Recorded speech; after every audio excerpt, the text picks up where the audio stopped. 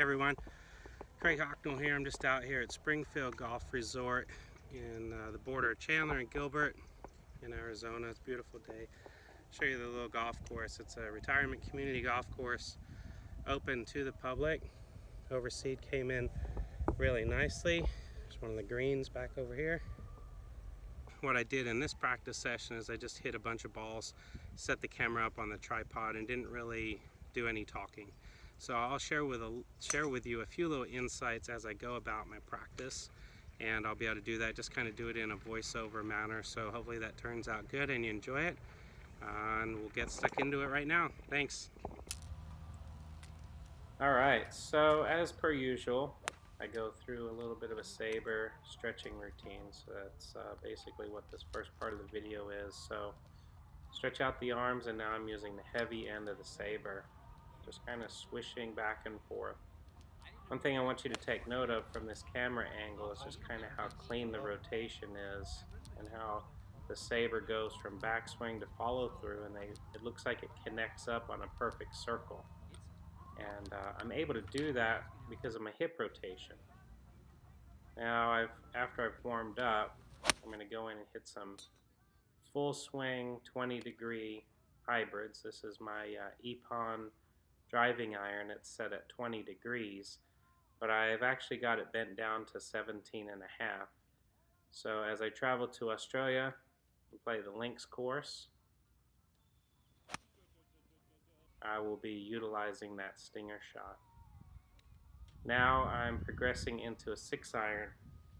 So in this part of my practice session, I was kind of just working on my mechanics a little bit. And as you guys know, I've been working on, kind of clearing the left hip a little bit better, straightening or posting the left leg.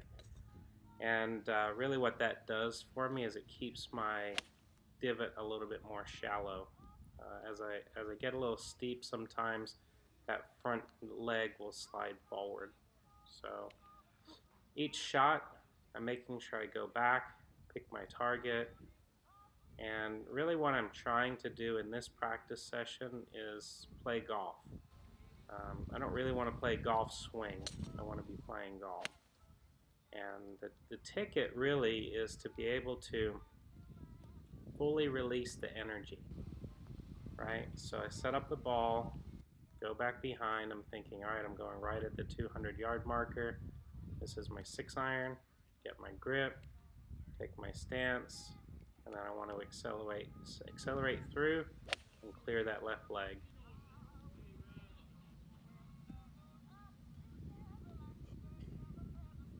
So each shot really is about going back, visualizing, making sure that I'm kind of building a little bit of that routine each time. And the trick really is to have that reckless abandon, that freedom.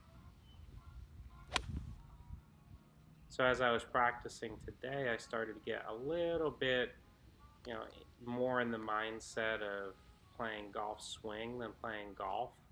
And I figured that early, after my first really 5 to 10 balls. And since my tournament starts or I leave for Australia in about a week, I really need to be focused on actually playing golf and not playing golf swing. So at this point, I'm getting ready to switch, hit some drivers. And same thing, as I work on the driver, it's really important to make sure that I'm really letting that club head go through impact. I'm not guiding it or directing it, I'm just fully releasing it. It's also very important to note that when you're practicing, again, when your mindset goes to tournament play, you have to understand that you're also out there walking, you're getting tired from that, maybe dehydration with all the sun. So it doesn't do you a whole lot of good to just rip at it when you're in that mindset. As I was doing in my earlier videos, I was kind of getting my heart rate up, working harder in practice than in tournament play. But in this case, I want to simulate it as best I can. Try to swing smooth because I've got a lot of swings I've got to do.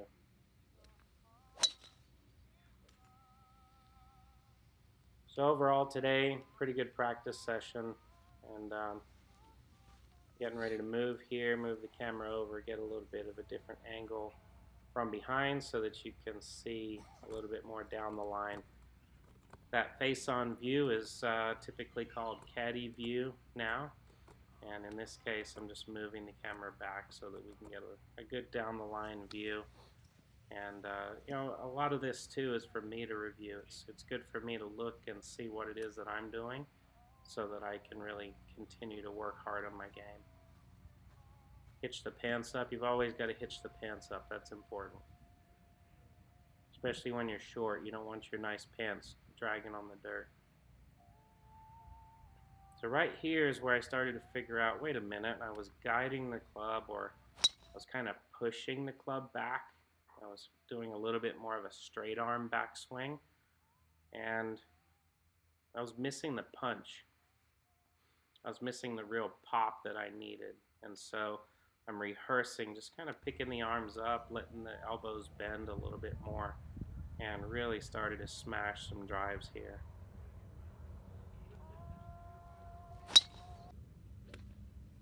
So a little bit of a worm's eye view so you can see the ball flight maybe.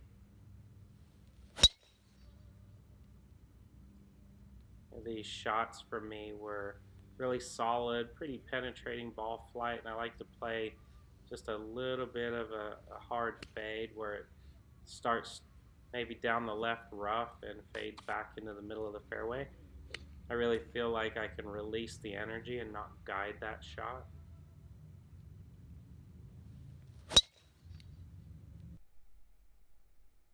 Here's a slow-mo for you, just so that you can kind of see as the club goes back and hits those key positions. Right along the toe line there, part way back. Big hip and shoulder rotation. Club goes a little past parallel, and then right back down the slot and through for full extension, full release. So pretty happy overall with how my swing's looking. And then I want to go back to that 20-degree hybrid again, because I know, obviously playing consistently starts with getting it in the fairway. So these low stingers are important. There's a little held off finish, you can see, just to kind of keep that ball going straight down the fairway.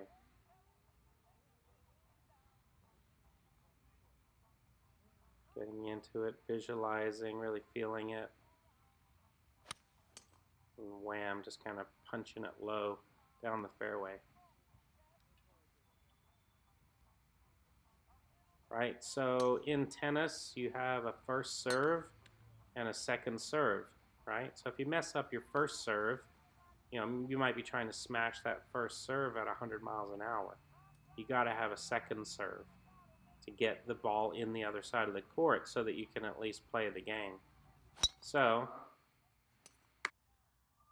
what I'm working on here is just making sure that I've got that second serve. So this is now a tee ball, so this is my first serve, and this is what's going to be the 100-mile-an-hour ace swing. And the ones previous to this, those stinger 17.5-degree hybrid shots, that's kind of like my second serve. So if I come out swinging and I'm flushing it and crushing it, then I'll just go with the full swing driver all day long. But it's important to rehearse and practice your second serve just in case you need it.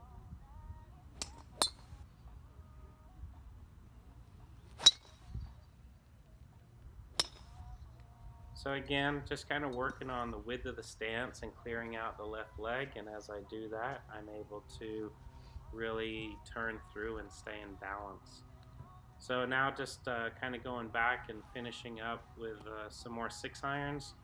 And again, by this time I'm definitely not playing golf swing. You can tell by the waggles, kind of get into the shot, and then I'm able to really kind of release and compress it.